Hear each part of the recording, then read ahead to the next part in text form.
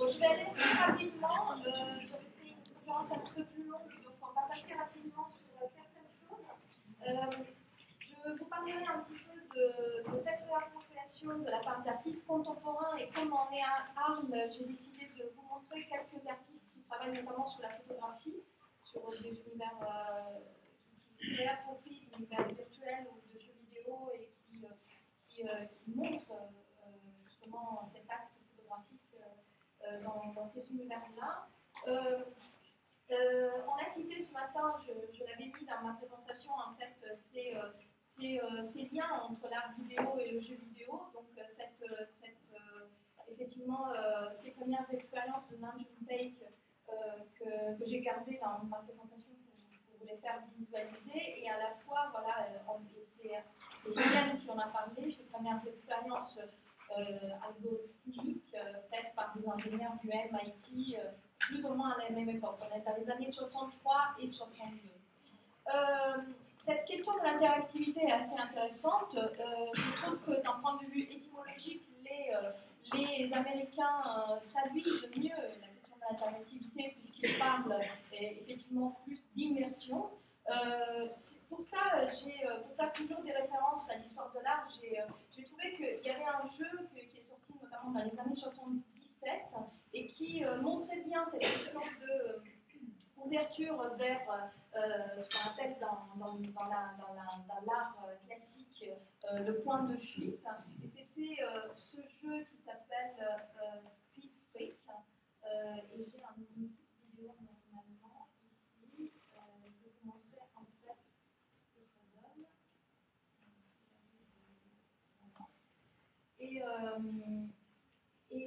Quand j'ai vu la première fois ce jeu, ça m'a fait effectivement penser aux études qu'Alberti avait fait sur la fenêtre albertienne, le point de fuite, à l'ouverture d'un espace.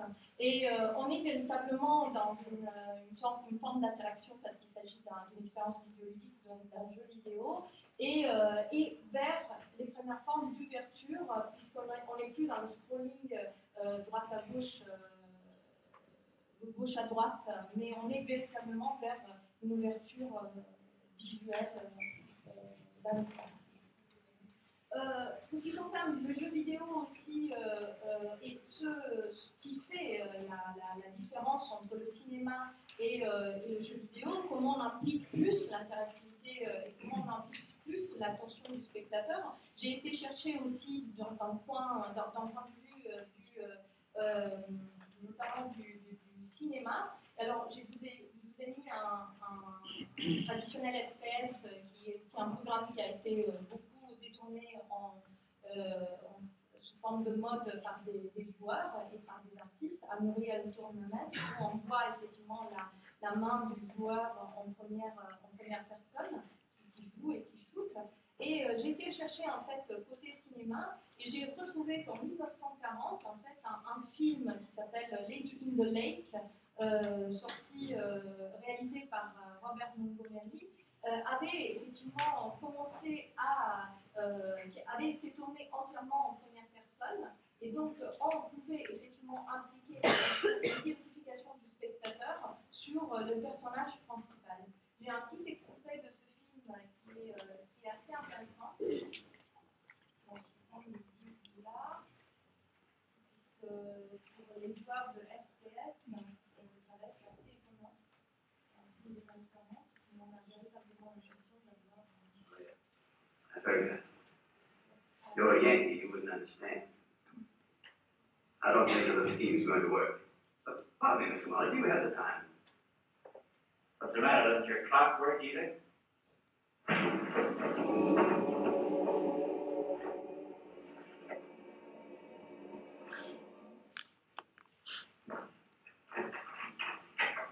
All right, Marlowe. Oh, brother, that's a beautiful eye you've got. Well, come on, Lieutenant DeGarmo, we ain't gonna wait all day.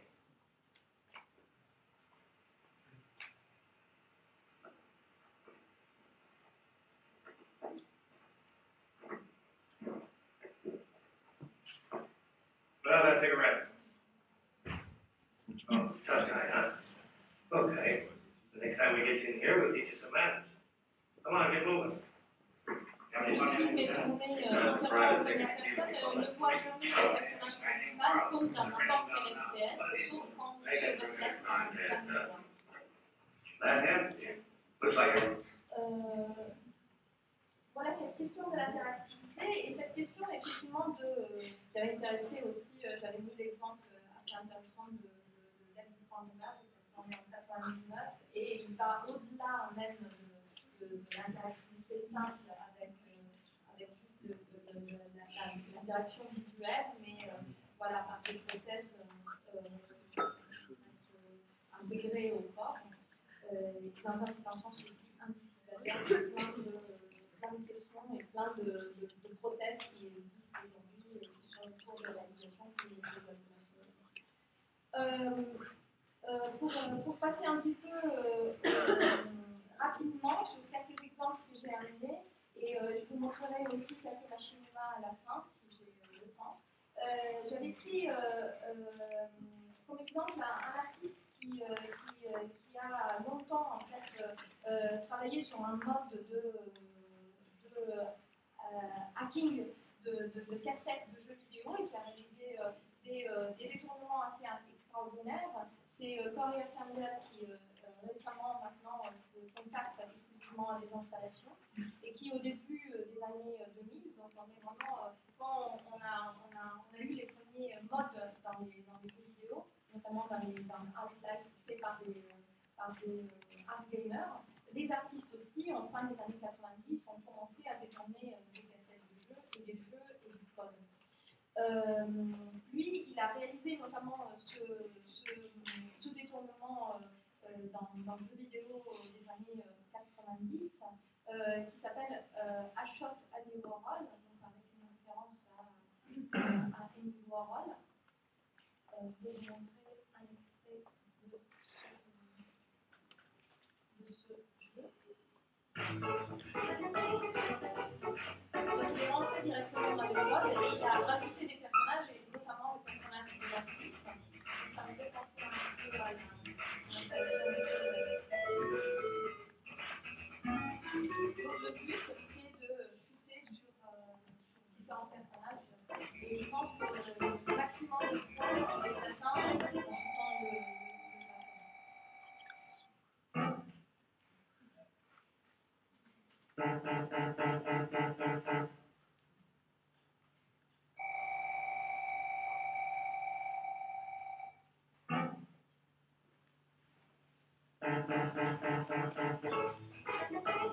Donc, en fait, il arrive à réaliser aussi des détournements qui créent en fait des expériences assez poétiques. C'est par exemple ce projet qui s'appelle Super Mario Clouds, qui est en fait un détournement assez radical de Mario Bros, qui est une référence, une icône contemporaine de l'histoire du jeu vidéo. Et il arrive effectivement à rendre très très minimal ce jeu en gardant exclusivement les nuages. Et donc cette pièce qui s'appelle Super Mario Clouds, qui est effectivement exposée sous forme d'installation artistique dans l'exposition. Ça c'est une pièce que je veux sauter, parce qu'on n'a pas de temps. Je vais sauter pas mal de choses, je suis désolée. Et j'arrive au territoire de la photographie, notamment cet artiste que j'ai eu l'occasion et le plaisir de connaître et d'exposer dans quelques manifestations que j'ai pu organiser. Il s'appelle Marco Caglioli et c'est intéressant parce qu'en ce moment, j'ai découvert grâce à Yannick sur Facebook, il avait posté en fait une série de reportages qui ont été réalisés par un artiste sur GTA V. Et donc, cette forme de reportage à l'intérieur de jeux vidéo de guerre ou pas avait été déjà expérimentée par Marco Caglioli dans sa série Arena. En fait, il s'est baladé avec un accompagnateur pour pouvoir réaliser ses photographies, ses shoots, dans Counter-Strike notamment. L'aspect intéressant de ces photographies, c'est que c'est très très proche d'une expérience d'un reporter de guerre, puisque en fait, il est obligé d'être accompagné de quelqu'un pour pouvoir shooter photographiquement et ne pas être shooté lui-même, donc être tué pendant le jeu et pendant l'expérience vidéo publique. Donc les séries sont assez intéressantes, notamment pour parler un petit peu de muséographie aussi, elles prennent la forme de tirages photos. Et bien évidemment, le clin d'œil à un photographe de guerre très connu est forcément tout de suite nous vient tout de suite à l'esprit, donc Robert Capa, qui est forcément une référence photographique pour ce net reporter. C'est comme ça qu'il s'est défini, Marco Fagioli. Je voulais vous parler aussi de cet artiste qui s'appelle Robert Overweg, qui travaille vraiment sur le seuil, sur la limite, notamment des mondes virtuels, sur la fin des mondes virtuels. Quand il se balade à l'intérieur des mondes virtuels ou des jeux vidéo, son but premier, autant qu'artiste, autant que photographe, c'est de véritablement atteindre la fin ou la limite, la marge qu'on n'a pas l'habitude, puisque normalement dans les jeux vidéo on est plus dans une démarche de performative, de pouvoir acquérir des skills. Et ces paysages sont très très poétiques et voilà, ça fait penser beaucoup à la peinture allemande, à David Friedrich. C'est assez intéressant aussi. J'ai pris aussi cet artiste qui est assez intéressant, qui s'appelle Marc Dacuna Lopez, qui avait fait toute une série de photos en référence aux jeux vidéo. Ce sont des univers très fictifs. Donc à partir d'univers réels, il rajoute après, avec un travail probablement de Photoshop, des images. Il avait fait toute une série en référence avec des jeux vidéo historiques, comme le Pong ou Mario, Super Mario. Et je vous ai mis aussi des photos qui sont un petit peu moins connues de cet artiste, mais qui sont assez intéressantes aussi. Et,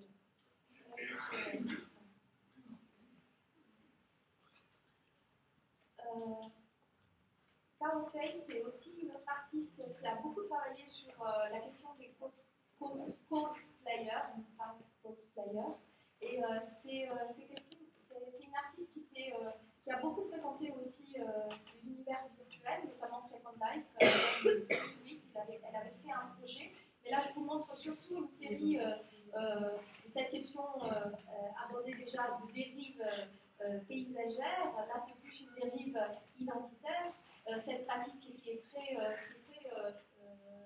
répandue au Japon, qui est celle du cosplay, donc de prendre l'identité par les vêtements et faire ses propres vêtements, parce que c'est vraiment ça l'idée du cosplayer, c'est de fabriquer soi-même les vêtements. Et on voit au Japon souvent des adolescents, et même jusqu'à 22 ans, des gens qui se baladent en fait avec des trolleys et qui cachent des vêtements de super-héros, de personnages de jeux vidéo dans leur valise, et qui vont se changer tout simplement dans les toilettes publiques pour pouvoir ensuite voilà, être habillés de cette façon. Cao Fei, qui est une artiste chinoise, a fait toute cette série sur voilà, la mise en scène de ces cosplayers à l'intérieur de villes, c'est surtout des villes chinoises. Et c'est assez intéressant aussi de voir voilà, cette décontextualisation d'un personnage qu'on reconnaît à l'intérieur d'un paysage réel.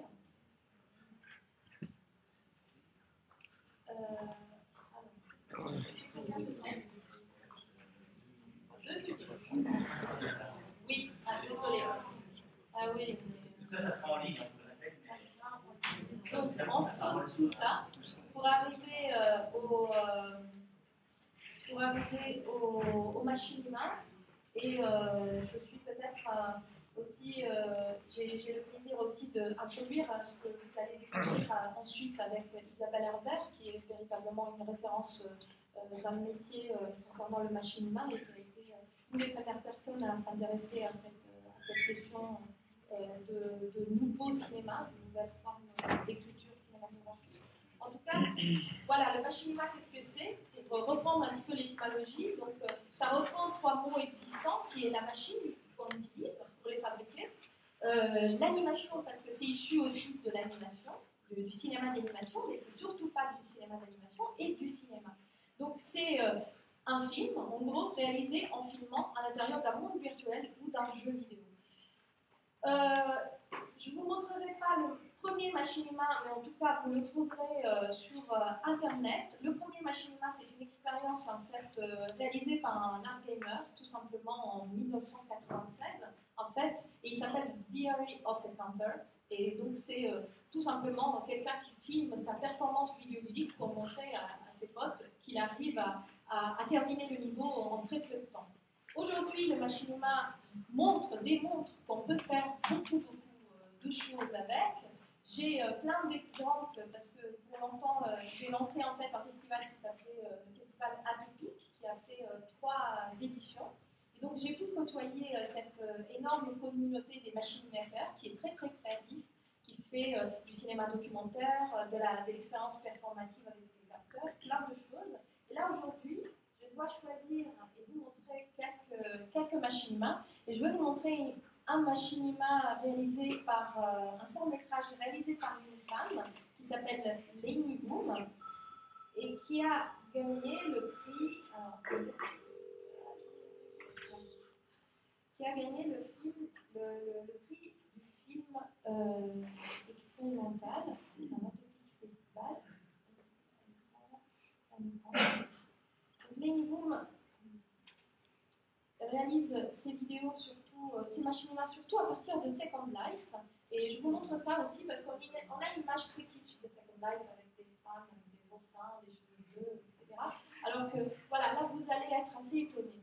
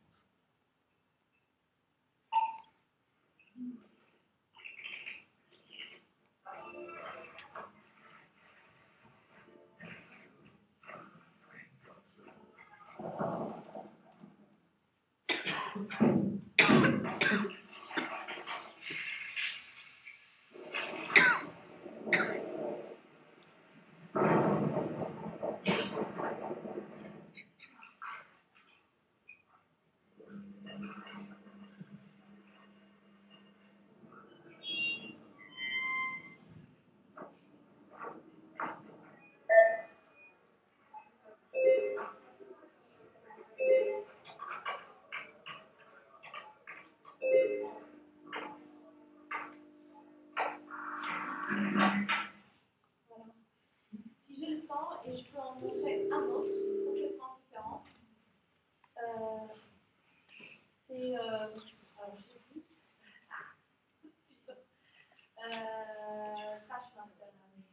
Parce que c'est plus vulgaire. Donc, ce film a gagné en fait la dernière édition du festival Atypique. C'est un long métrage. C'est un long métrage de Mathieu Bechler et il a été réalisé sur GTA 4 avec un budget, je dois le spécifier, de 500 € et en 3 ans, sans cinématique. C'est-à-dire qu'il a recréé aussi des logiciels pour pouvoir retravailler l'image et il a écrit lui-même l'histoire.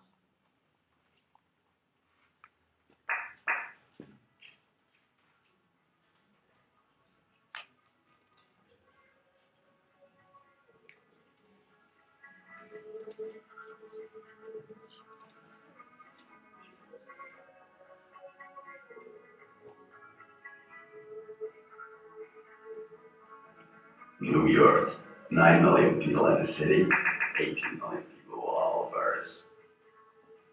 Every day, they produce 35,000 tons of waste. But there is a type of shit that statistics do not take into account. Robbers, drug dealers, killers, rapists.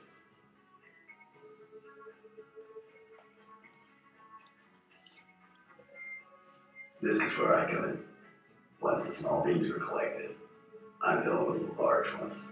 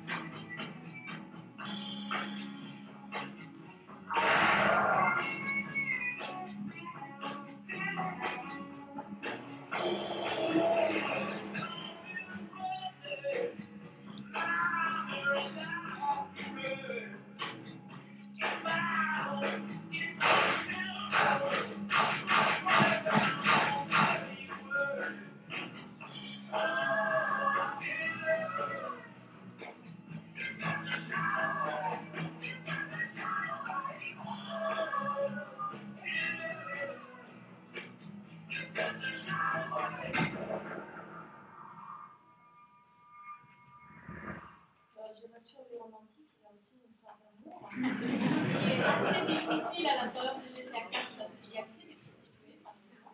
Donc il y a aussi une histoire d'amour qui est très très belle dans ce film que je vous conseille vivement de découvrir en fait sur internet. Vous avez accès. Il a été longtemps aussi sur le site de Rockstar qui est l'éditeur du jeu. Et grâce au fait que Rockstar a décidé de le diffuser sur son site, en fait, Mathieu Deschler a été contacté par un studio de production américain. Et en ce moment, ils sont en train de réaliser le vrai film avec des vrais acteurs aux États-Unis à l'issue de son scénario.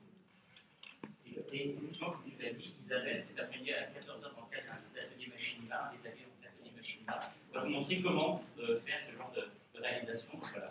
C'est bienvenu.